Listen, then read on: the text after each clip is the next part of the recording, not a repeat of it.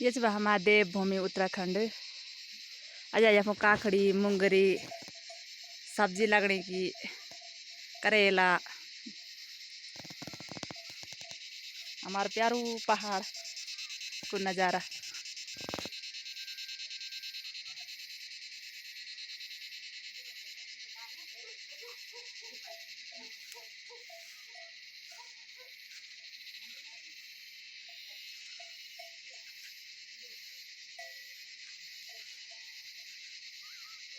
ये पुणी कद्दू छ लगना का बस मुंगरी लगनी ये फुंडू।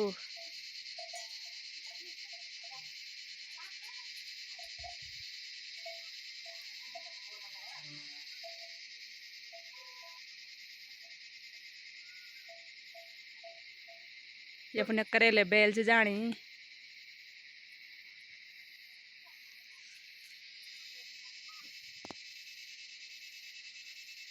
अब यार हमारे घर में काखड़ी मुंगरी कद्दू आरू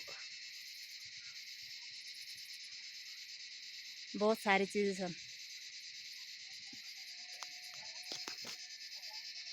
जो देवभूमि उत्तराखंड की।